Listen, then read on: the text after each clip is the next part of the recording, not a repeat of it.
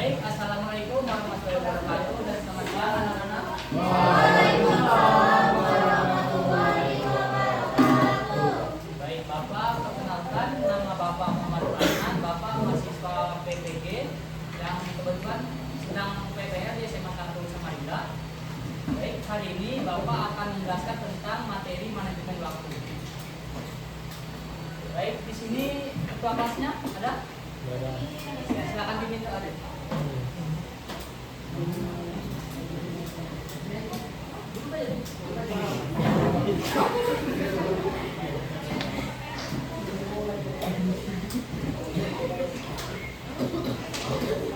Sebelum kita mulai belajar pada ini, mari kita berdoa menurut agama dan kepercayaan kita masing-masing. Berdoa dimulai.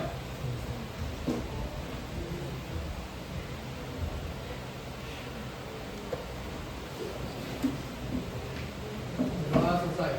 Baik, selanjutnya Bapak akan menyampaikan kontrak pembelajaran pada hari ini, yaitu pembelajarannya 1 x 40 menit yang akan untuk permasalahannya sendiri yaitu manajemen waktu. Sebelum kita masuk materi, Bapak ada icing briefing untuk kalian. Ini pertanyaan ya. Bisa sebutkan raja yang termasyhur di Kutai Kartanegara? Ya, silakan.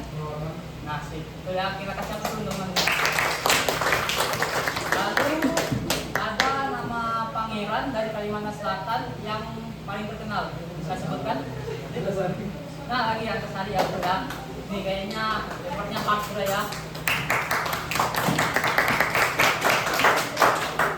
Oke. Pahlawan dari Kalimantan Tengah yang namanya jadi bandara saat ini. Ada yang tahu?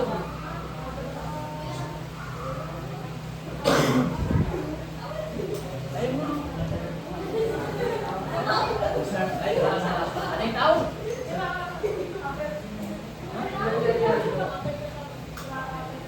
Lain itu dari Kalimantan Timur. Dari Kalimantan Tengah. Ada yang tahu? Ada yang tahu ya? Oke, baik, Bapak jawab aja ya. Nama pahlawan tersebut adalah Cilikriwut. Namanya sekarang diabadikan sebagai bandara di Kalimantan Tengah. Oke, itu tadi eksekusi dari Bapak. Selanjutnya Bapak langsung masuk ke materi ya.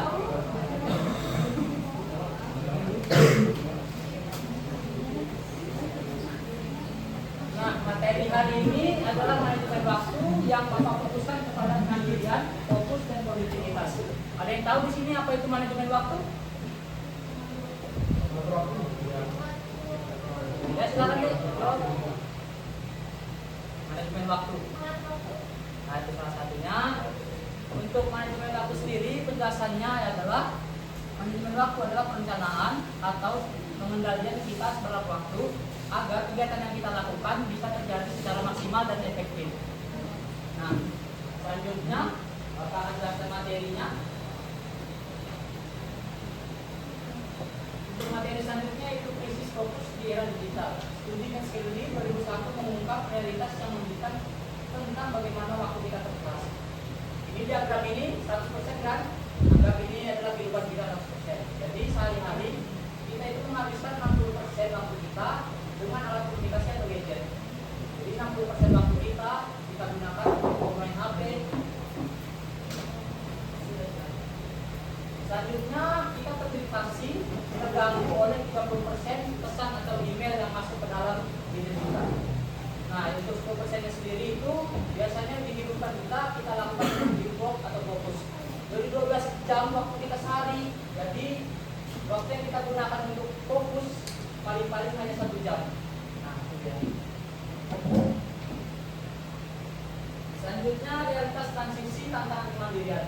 Ini tangga dari SMP menuju SMA, terutama kalian dari kelas 10. Masa transisi jenjang menuntut adaptasi drastis, beban tugas meningkat, ekspektasi lebih, dan kemandirian mutlak diperlukan. Tanpa strategi transisi ini memicu prokrastinasi akademik. Ada yang merasakan perbedaan dari SMP ke SMA? Kayak beban tugas, kayak kerjaan kita, sosialisasi berbeda kan pasti? Waktu kita makin sibuk karena kita sedang di SMA, bebannya makin banyak. Itu dia jadi tantangan akar masalah dalam kita melakukan manajemen waktu. Oke, selanjutnya Bapak ingin menyampaikan ada video yang kalian tonton untuk menjawab quiz dari Bapak di akhir. Silakan ya disimak kalau perlu dicatat karena akan ada quiz di akhir nanti.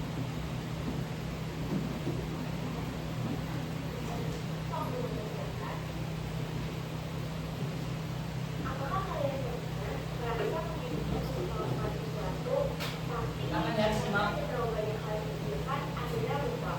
Bukan sudah lupa, akhirnya kalian tidak jadi melakukan satupun hal itu dan itu tidak berhasil. Sebenarnya ada tips and tricks agar kita tetap berhenti meskipun punya sebuah kegiatan yang harus dilakukan. Kalau caranya, welcome to Act for Life. Hari ini kita akan belajar tentang 6 langkah mengatur jadwal agar lebih teratur. Kenapa sih kita perlu mengatur jadwal?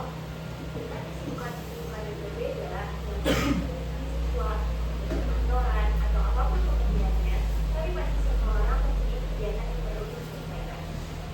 Tidak jarang kegiatan itu pada menjadi satu, dan membuat kita bingung harus menyelesaikan mana dari jadwal. Dengan membuat jadwal, kita bisa melakukan kegiatan secara lebih efektif dan juga efisien. Berikut langkah-langkah untuk membuat sebuah jadwal. Yang pertama, brainstorming. Hal yang paling pertama harus dilakukan dalam membuat sebuah jadwal adalah menulis semua kegiatan yang ingin kalian lakukan. Kegiatan itu tidak selalu harus berada dalam satu konten yang sama. Bisa saja dari berbagai jenis kegiatan sama dari yang lain maaf. Pastikan mempengaruhi kegiatan dari yang terlihat tidak dan tujuannya adalah agar setiap kegiatan dapat dilaksanakan secara teratur. Yang kedua, brainstorm. Apa itu brainstorm? Brainstorm adalah semua kegiatan dalam mengumpulkan jadi berasal dari kata. Semua kegiatan yang melibatkan poin pertama kita buat dalam waktu kedua. Dengan melakukan brainstorm, kita akan memudahkan melakukan hal kegiatan yang akan kita lakukan. Satu tujuan adalah kita mengenal dan melakukan saya mau belajar tentang berupa hal yang aku kita silahkan jadi masuk hal yang saya pelajari adalah targeting finding dan metode AIDA bagaimana pembelajaran dengan menggunakan kita akan melakukan untuk hal-hal yang yang ketiga planning. Salah satu yang apakah teknik pembelajaran yang dilakukan oleh Glenn apa yang salah adalah membuat kebutuhan kondisi dalam akal mulai dari tujuan paling sampai kebutuhan yang bersifat menjadi beberapa pengaruh. Ada dua kategori dalam soal pembelajaran yaitu urgent dan important. Urgent artinya keperluan secara segera, sedangkan important adalah kegiatan yang harus dilakukan. Keluarga yang sehat, urgent dan important.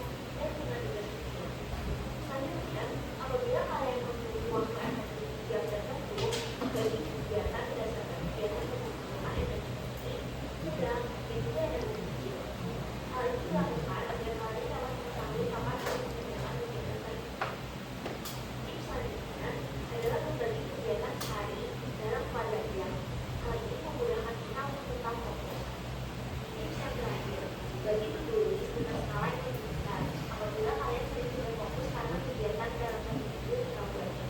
Kemudian, kelompokkan kegiatan yang berbeda karena yang sama dalam satu hari. Sedangkan yang keenam, stop doing this. Langkah yang terakhir dalam membuat jadwal agar menjadi lebih efektif dan efisien adalah membuat stop doing this. Ya, ini adalah lawan dari doing this. Apabila tulis berisi tentang kegiatan yang dilakukan, sedangkan stop doing this berisi kegiatan yang seharusnya dilakukan dan dilakukan. Dengan membuat stop doing this, kalian dapat lebih fokus terhadap hal-hal yang lebih penting. Jadi, usahakan dulu untuk mengerjakan semua kegiatan yang di dalam to-do list. Dan ketika semua kegiatan sudah selesai atau ada waktu kosong, nah hal-hal yang ada di stop doing this ini baru dilakukan. Misalnya, stop buang waktu dengan hal-hal yang tidak disukai, stop membandingkan diri dengan orang lain, stop mengisi email dan sosial media secara terus-menerus. Nah, untuk mengingatkan kalian lagi, ada 6 langkah mudah untuk membuat jadwal lebih efektif dan efisien. Yang pertama, brainstorming. Kalian harus ada 30 kegiatan yang ingin kalian lakukan, mulai dari yang tidak penting sampai penting. Yang kedua, breakdown task. Dari setiap kegiatan yang kompleks, kita ulang lagi kegiatan agar menjadi lebih simpel dan ideal. Hal ini untuk memastikan otak kita tetap fokus terhadap hal-hal yang penting. Yang ketiga, prioritas. Membuat skala prioritas yang terbagi dalam 4 keluarga, yaitu kegiatan yang urgent dan important. Urgent artinya kegiatan yang harus dilakukan segera, sedangkan important artinya kegiatan itu sangat penting. Yang keempat, buat agenda yang cepat. Carilah agenda yang cocok dengan tubuh kalian. Bisa berupa agenda atau melalui aplikasi agenda di smartphone. Yang penting, gunakan agenda yang sesuai dengan kepribadian kalian. Yang kelima, buat tulis santai. Buat tulis dengan 0 sampai 35, bagi sesuai nilai yang diinginkan, sesuai kuadrat, dan kegiatan yang maksimal dilakukan pada hari yang sama. Yang terakhir, buat stop doing this. Stop doing this berisi tentang hal-hal yang seharusnya tidak kalian lakukan atau ditunda terlebih dahulu. Nah, usahakan untuk selalu melakukan to-do list sebelum melakukan stop doing this. Jika kalian suka video ini, jangan lupa untuk like, subscribe, komen, dan share video ini ke teman-teman kalian. Video ini tidak akan berguna apabila kalian tidak segera melakukannya. Yuk!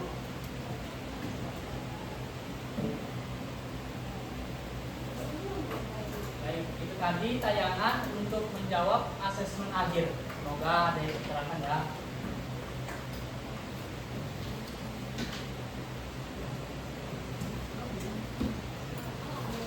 Nah, selanjutnya Bapak akan menjelaskan diagnosis kendala manajemen. Nah, ini ada 3 permasalahan manajemen teman-teman SMA. Biasanya ada dari mindset, motivasi, distraksi dan lingkungan, lalu ada perencanaan. Masalah manajemen waktu dari segi mindset, yang pertama yaitu mencari-cari kebenaran atas kesalahan menduga. Lalu merasa tidak bersalah saat membuang waktu. Selanjutnya tidak segera berbenah meski sadar waktu terbuang. Untuk selanjutnya distraksi dan lingkungan. Ada gangguan berupa menunda belajar demi kesenangan instan atau gadget, terbujuk ajakan teman meninggalkan prioritas, lalu sering ditegur orang tua karena apa yang belajar. Untuk perencanaannya sendiri terlalu sibuk berbagi kegiatan hingga lupa belajar, tidak memiliki daftar kegiatan rutin yang berurutan, bingung menentukan prioritas kegiatan. Dari 3 ini pasti ada kan terjadi masalahnya di manajemen waktu kalian, seperti kayak distraksi lingkungan, banyak menunda belajar demi kesenangan instan. Banyak dari teman-teman kalian pasti ajak kalian kayak main game online seperti itu. Selanjutnya kesadaran penuh atau mindfulness, menyatukan kepentingan potensi. Ini kalau kepingannya berhamburan, elemen profil lulusan tidak terkoordinasi, menciptakan identitas yang berfragmentasi. Sedangkan yang sebelahnya ada pola yang berurutan dengan kedisiplinan karakter utuh, kesehatan kreativitas, keseimbangan dinamis, lalu kolaborasi, komunikasi, keluarga, interaksi luar, iman dan takwa sebagai fondasi. Selanjutnya ada kemandirian dan bernalar kritis. Melalui mindfulness dan disiplin, potensi terintegrasi menjadi karakter yang kuat dan seimbang. Baik, ini ada urutan siswa menjadi produktif. Yang pertama efisiensi meningkat jika selesai lebih cepat tanpa menunda. Selanjutnya, setelah mode 1 berhasil dilaksanakan, terjadi mode 2 yaitu penurunan stres, terhindar dari kecemasan tugas menumpuk. Selanjutnya ada yang ketiga, produktivitas tinggi, lebih banyak waktu luang untuk berkarya. Yang keempat, keseimbangan hidup, peran akademik, sosial dan pribadi berjalan wajar. Lalu yang kelima, harmoni relasi, terhindar dari konflik dengan orang tua dan guru. Pasti kalian di rumah ada baca tugas orang tuanya karena masalah waktu, kurang belajar, seperti itu. Selanjutnya ada peta jalan menuju dari learning. Yang pertama, identifikasi jam produktif. Kalian biasanya belajar malam jam berapa? Waktu paling OP. Jam 8 kan? Nah itu udah kita identifikasi waktu produktif kita saat belajar. Lalu yang kedua ada bangun agenda harian. Yang ketiga, tetapkan target dan materi. Yang keempat, petakan skala prioritas. Yang kelima, alokasi durasi mingguan. Dan yang keenam, blokir distraksi digital.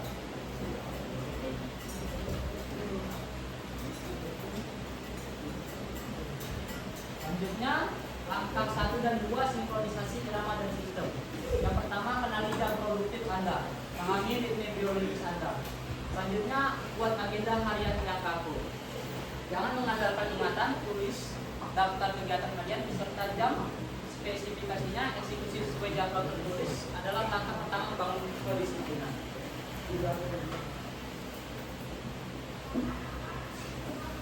Langkah yang ketiga dan keempat, kita harus menentukan target yang terukur, lalu menentukan skala prioritas visual. Tidak semua tugas diciptakan sama dengan prioritas Anda untuk menguasai semua materi tanpa ada yang tertinggal. Selanjutnya, langkah yang kelima dan keenam, eksekusi dan menulisnya. Lalu ada matriks pilihan. Yang pertama, skenario harian, respon proktinator, respon navigator waktu. Bisa ya diingat ya untuk jawab asesmen akhir nanti.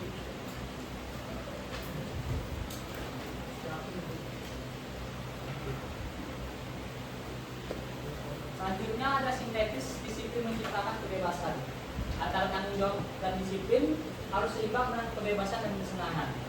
Ini tanggung jawab kita belajar dan ini tanggung jawab kita untuk memenuhi hiburan. Jadi itu yang selalu ya, fokus.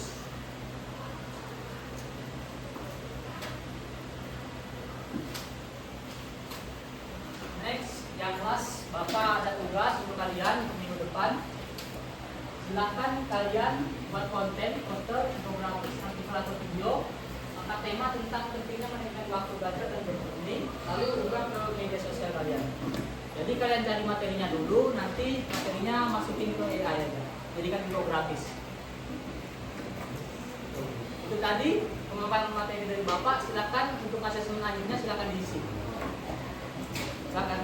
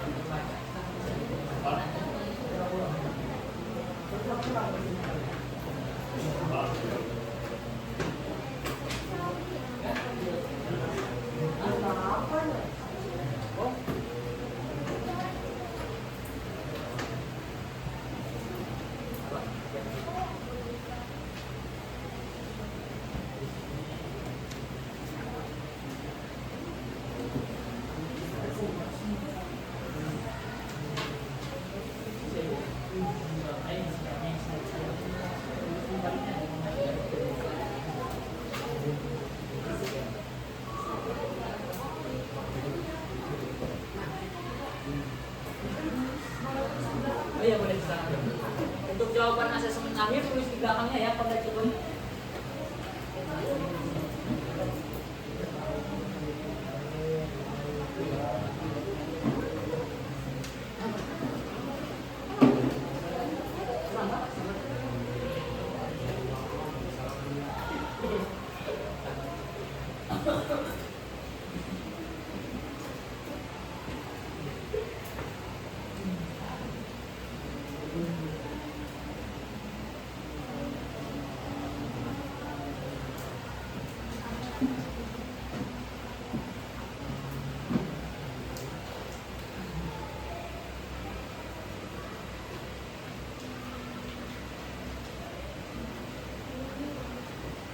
Kalau ada yang bingung, silakan tanya ya.